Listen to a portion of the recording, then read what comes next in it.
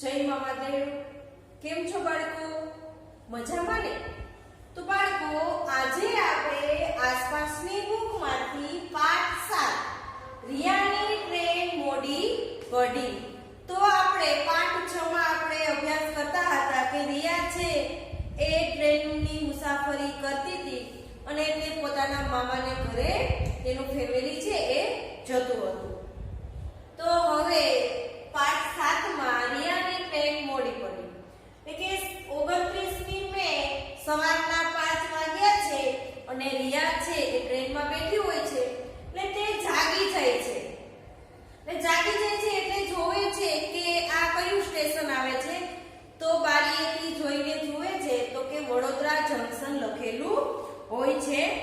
એટલે તેનો ભાઈ છે એ એક સૂતો હોય છે અને માઇક છે આપણે સ્ટેશને જાય છે અને માઇક ચાલુ હોય છે।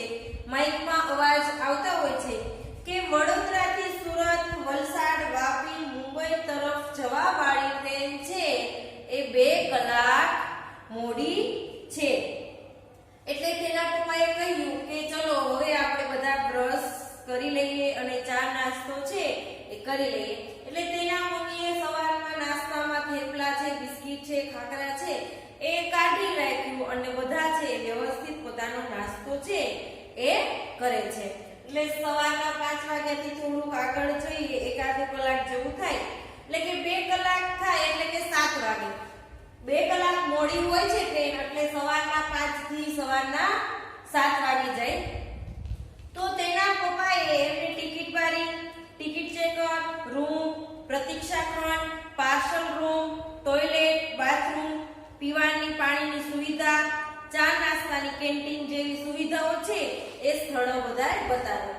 એટલે કે રિયા અને તેનો ભાઈ હિમાંશ છે એને બતાવ્યું કે સ્ટેશન ઉપર તમે જાઓ ત્યારે આવી સુવિધા હોય છે જેથી તમને અજાણી જગ્યાએ ગયા હોય તો આપણને ખ્યાલ ન હોય તો આપણે શું કરીએ આમથી આમ ગોતતા હોઈએ છે। તો જેથી એને એવી તકલીફ ન પડે એટલા માટે તેના પપ્પાએ કહ્યું કે તમને હું સ્ટેશન ઉપર ટિકિટ બારી છે, આ ટિકિટ ચેકરની રૂમ છે, પ્રતીક્ષા ખંડ છે, પાર્સલ રૂમ છે, ટોયલેટ, વોશરૂમ છે એ બધું તમને બતાવું છું। પછી એક પ્લેટફોર્મ પર પરથી બીજા પ્લેટફોર્મ ઉપર જવા માટેની સીડીવાળા પુલ ઉપરથી અમને જોયું તે સ્ટેશન પર ઘણી બધી ટ્રેનો ઊભી હતી।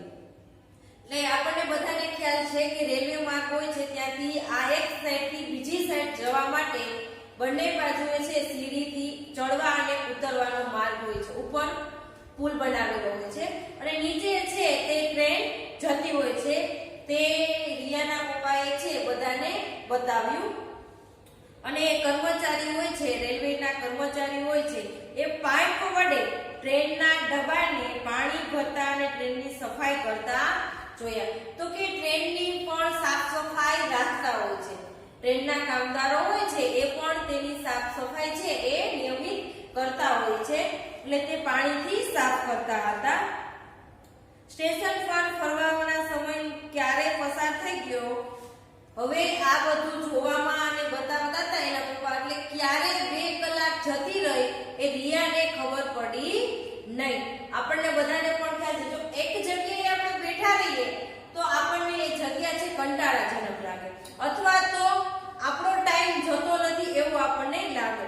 પણ જો કોઈ એવું સ્થાન હોય કે આપણે એક જગ્યાએથી બીજી જગ્યાએ નજીકમાં છે કે આ જગ્યાએ જઈશું તો આપણો ટાઈમ ક્યાં જતો રહેશે આપણને ખ્યાલ હોતો નથી। એવી જ રીતે ટિકિટ ચેકર રૂમ છે, પછી પ્લેટફોર્મ ઉપર જે માણસો છે સફાઈ કામદાર છે બધાને બતાવ્યું કે આ પાર્સલ રૂમ છે તો એમાં રિયાનો એના મમ્મી પપ્પાનો ભાઈનો ટાઈમ ક્યાં જતો રહ્યો એ ખબર ન પડી। એટલે સવારના 7 વાગી ગયા। હવે સવારના 7 વાગી જાય એટલે ખ્યાલ છે 2 કલાક ટ્રેન મોડી હતી એટલે શું થયું તો કે માઇકમાં ફરી વખત એનો અવાજ આવ્યો અને કહ્યું કે હવે 2 મિનિટમાં તમારી જે ટ્રેન છે વડોદરા સ્ટેશનેથી ચાલશે। એટલે 2 મિનિટમાં ટ્રેન પાછી જ્યાં માર્ગે જવાની હતી એ પાછી ચાલુ થવાની છે। એટલે રિયા એના પપ્પા એનો ભાઈ છે એ બધા ફરી વખત પોતાની જગ્યા જે હતી ટ્રેનમાં ત્યાં બેસી જાય છે. હવે ટ્રેન જતી હોય છે ત્યારે વચ્ચે આપણને બધાને ખ્યાલ છે ફાટક આવે છે. તો રિયા એ જોવે છે ટ્રેનમાં બેઠી હોય એટલે આપણે સડક માર્ગ એટલે કે બસ છે, કાર છે, સ્કૂટર છે એ બધા વાહનો ત્યાંથી પસાર થતા હોય છે અને ટ્રેન આવવાની હોય એટલે શું કરે છે તો કે એ માર્ગને સ્ટોપ કરે છે. એટલે કે ત્યાં છે એને રોકી રાખે છે અને ટ્રેન પોતાના રસ્તા ઉપર પાછી ફરે છે. તો ટ્રેનમાંથી તેને બેઠા બેઠા બારીમાંથી જોવે છે કે અહીં આ અવાજો થાય છે. તો કે સ્કૂટર, ફોર વ્હીલ, બસ છે એ બધા એમનો પોતાના વાહનો ઊભા રહી ગયા છે અને તેનું વાતાવરણ છે એ અવાજ ભર્યું અને ધુમાડા ભર્યું લાગતું હતું. હવે સળિયાની નીચેની પસાર થતા એ પાટાની નજીક જે ઊભેલા હતા એમાંથી એ ખરેખર જોખમી હતું. એટલે કે અમુક વાહનો એવા એવી રીતે નજીક હોય છે કે ટ્રેન પસાર જ થાય છે એની બાજુમાં ફાટક રાખેલું છે સાવ નજીક તે ઊભો હોય છે એટલે કે એ જોખમી ભર્યું કહેવાય. પણ આપણને બધાને ખ્યાલ છે કે એટલું નજીક પણ ટ્રેનની નજીક જવાય નહીં. તે જ સમયે અમારી ટ્રેનની બાજુમાંથી બીજી ટ્રેન પસાર થઈ એટલે મેં અને હિમાક્ષે તે ટ્રેનના ડબ્બા ગણવાનું શરૂ કર્યું. હવે આપણને બધાને ખ્યાલ છે કે આપણે એમ ઊભા હોય તો આપણે શું કરીએ છીએ કે ચલો આપણે આ ટ્રેનના ડબ્બા ગણીએ. હવે પોતાની ટ્રેન તો ચાલુ જ હતું એવામાંથી બીજી ટ્રેન પસાર થાય છે.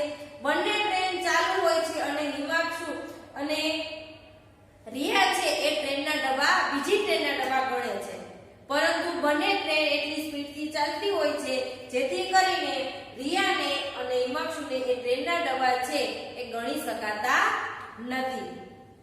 હવે તમે ક્યારેક એવું ટ્રેન જતી હોય ને ફાટક જોયું છે તો કે હા, આપણે ગુંદાળા રોડ છે અહીંયાથી જઈએ છીએ ત્યારે ગુંદાળા ફાટક આવે છે એ આપણે જોયું હોય છે. ત્યારે પણ ઘણો એવો ટ્રાફિક થાય છે. ત્યારબાદ આવે છે કે થોડી વાર પછી આંખો બંધ કરીને બારી પાસે બેઠી હતી. રિયા છે એ થોડી વાર એને કહ્યું ચલો હું બારી પાસે બેઠી છે અને ઠંડો સરસ મજાનો પવન આવે તો આંખો બંધ કરીને બેઠી હતી. તો અચાનક ખડખડ ખડખડ એમ મારી આંખો ખોલી. હવે અચાનક છે એનો અવાજ છે એ બદલાઈ જાય છે. ટ્રેન જેવી ચાલતી હોય છે એવી જ રીતના ચાલતી હોય છે. ત્યાં સુધી આપણને બધાને ખ્યાલ આવે છે કે આ બધું બરોબર ચાલે છે.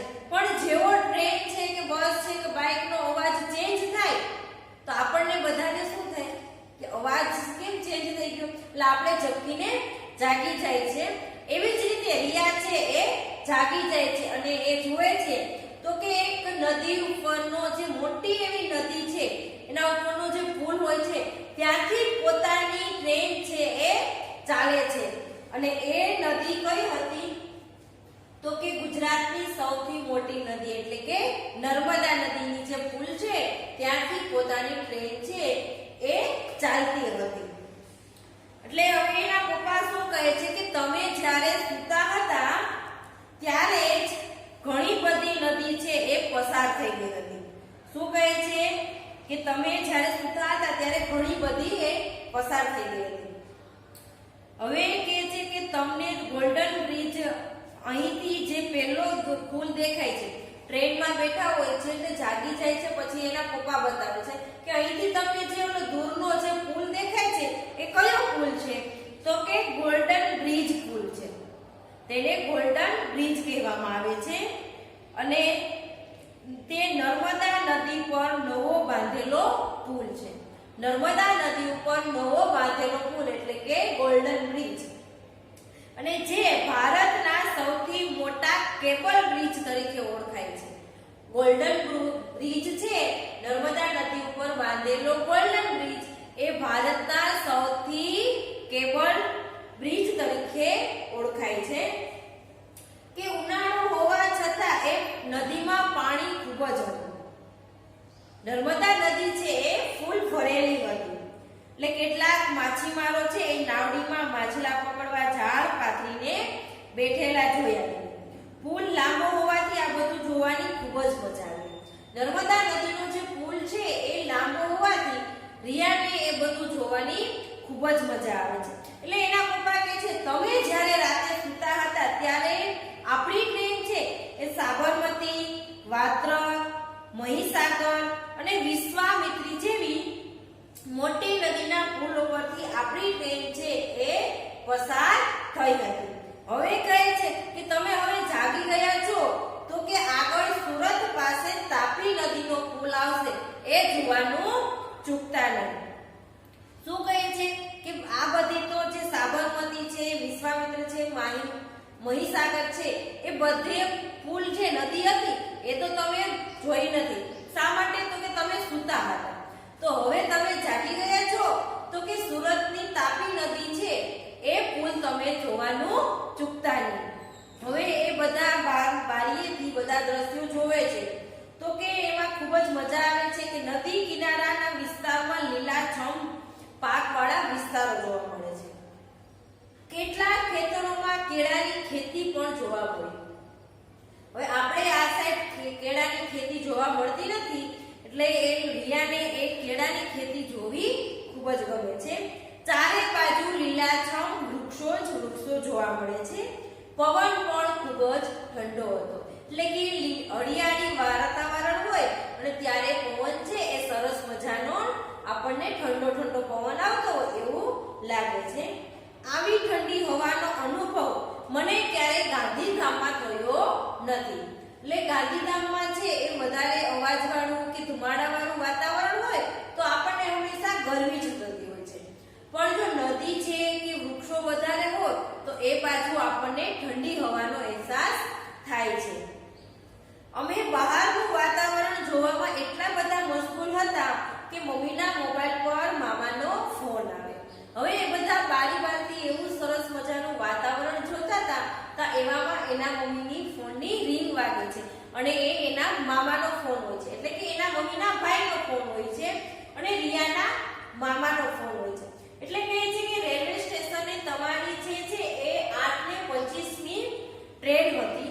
તો હવે એના મમ્મી શું કહે છે કે એ ટ્રેન 2 કલાક મોડી છે તો 8:25 ના બદલે 10:25 અમારી ટ્રેન પહોંચશે.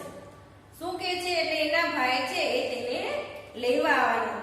હવે કહે છે કે તમે કયા વિસ્તારોમાં કઈ કઈ નદી આવેલી છે અને એ પુલ બાંધેલો છે એવા તમે કઈ દ્રશ્યો જોયા છે કે નદી પર પુલ કેમ બનાવવામાં આવે છે એ તમે વિચાર. એટલે આપણે બધાને ખ્યાલ છે કે આપણે નદી ઉપર શા માટે પુલ બાંધીએ છીએ? તો કે એક જગ્યાએથી બીજી જગ્યાએ જવા માટે આસાનીથી જઈ શકીએ એ માટે પુલ બાંધીએ છીએ. હવે અમારી ટ્રેન એક મોટા શહેર વચ્ચેથી પસાર થઈ રહી હતી. એટલે એના મામાને તો કહી દીધું કે હવે અમારી ટ્રેન 2 કલાક મોડી છે એટલે એ તમે મોડા આવજો. પછી તો કે તેની ટ્રેન છે એક મોટું એવું શહેર છે તો ત્યાંથી એ પસાર થઈ રહી હતી. તો કે સડક માર્ગોના પુલ પણ આવા હતા. રેલવે માર્ગની બંને બાજુ મોટી મોટી ઇમારતો અને બજાર દેખાતા હતા. પપ્પાએ કહ્યું કે આ સુરત શહેર છે. મોટી ઇમારતો ને એવું બધું આવ્યું એટલે એના પપ્પાએ કહ્યું કે આ કયું શહેર છે? તો કે આ સુરત શહેર છે અને અહીં આ શહેર હીરા ઉદ્યોગ અને કાપડ ઉદ્યોગ માટે વિશ્વભરમાં જાણીતું છે. અમદાવાદ પછી ગુજરાતનું આ બીજા નંબરનું શહેર છે. પહેલા નંબરનું અમદાવાદ આવે છે અને બીજા નંબરનું સુરત છે. એ કાપડ ઉદ્યોગ અને હીરા ઉદ્યોગ માટે એ પ્રખ્યાત છે. ત્યાર પછી કહે છે કે સુરત છે એ શા માટે ઓળખે છે? તો કે સુરતની પ્રખ્યાત મીઠાઈ કઈ છે? તો કે સૂતરફેણી અને ધારી. હવે પ્લેટફોર્મ પર મુસાફરોની અવરજવર ખૂબ જ હતી. ક્યાંક ક્યાંક જુદા જુદા પહેરવેશવાળા લોકો પણ જોવા મળતા હતા. હવે આપણે જેમ ગામ બદલે એમ બોલી બદલે એમ એનો પહેરવેશ પણ બદલાતો હોય છે. આપણે ગુજરાતમાં અલગ રીતે એની બ્રેન્ડ કેવી હોય છે, એનો પહેરવેશ હોય છે, એની બોલી પણ હોય છે. એમ આગળ જેમ ગામ બદલો એમ બોલી બદલે અને પહેરવેશ પણ બદલાય છે. તો કે અહીં રિયાએ શું જોયું? તો કે રિયાએ જોયું કે કેટલીક સ્ત્રીઓ છે ધોતીની જેમ પોતાની સાડી પહેરેલી છે. પછી તો કે પુરુષો છે એ લુંગીની જેમ સફેદ ધોતી વીકે છે. અને કેટલાક લોકોની છે બોલી પણ અલગ લાગતી હતી. પપ્પાએ કહ્યું અહીંના દેશના વિવિધ રાજ્યોના લોકો છે એ નોકરી ધંધા માટે સ્થાયી થયેલા છે. તો કે આપણે છે એ અમુક અહીંથી ગામડેથી ત્યાં સુરત પણ પોતાની નોકરી અથવા તો ધંધો કરવા માટે તે આવે છે અને ત્યાં તે પોતે વસવાટ કરે છે. અહીંયા વિવિધ પ્રકારના પહેરવેશ વાળા લોકો જોવા મળે છે. પપ્પા સૂતર ફેણી અને ધારી લઈ આવ્યા. પપ્પા શું લઈને આવ્યા? તો કે સૂતર ફેણી અને ધારી. શા માટે? તો કે તે સુરતની પ્રખ્યાત મીઠાઈ છે. હવે આપણે કોઈ પણ શહેર છે, કોઈ પણ જગ્યાએ આપણે ફરવા જઈએ છીએ તો ત્યાંની એક યાદી માટે કા કોઈ વસ્તુ છે, કોઈ ખાવા પીવાની ચીજ વસ્તુ છે આપણે લઈને આવીએ છીએ. શા માટે? તો કે ત્યાંની એક આપણી યાદી રહે એ માટે. તો તેના પપ્પા પણ સૂતર ફેણી અને ધારી લઈને આવે છે. પપ્પાએ કહ્યું હવે નવસારી અને વલસાડ આવે છે, ત્યાર પછી વાપી આવશે. સુરત પછી શું આવે છે? તો કે નવસારી અને વલસાડ આવશે. ત્યારબાદ જે પોતાનું સ્થળ છે વાપી જવાનું હતું ત્યાં એ વાપી આવે છે. એટલે કે એકાદ કલાક જેવું લાગશે. હવે અહીંથી કે સુરત થી આપણે વાપી પહોંચતા આપણને 1 કલાક જેવો ટાઈમ જતો રહેશે. મમ્મીએ મામાને ફોનથી જાણ કરી કે અમારી ટ્રેન 1 કલાકમાં વાપી પહોંચશે.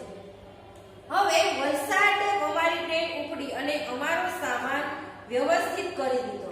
હવે 1 કલાકની જ વાર હતી એટલે પોતાની ટ્રેનમાં પોતાનો સામાન જે હોય, પોતાની ચીજ વસ્તુ છે વ્યવસ્થિત કરી દે છે કે કોઈ વસ્તુ છે આપણી ત્યાં છૂટે નહીં, આપણે ત્યાં ભૂલી જઈએ નહીં. એ માટે પોતાનો સામાન છે વ્યવસ્થિત પેક કરી આપે છે. મને અને હિમાંશને મામાના ઘરે પહોંચવાનો આનંદ હતો. અમારી ટ્રેન હવે વાપી પહોંચવામાં આવે છે જ્યારે અમારે ઉતરવાનું હતું.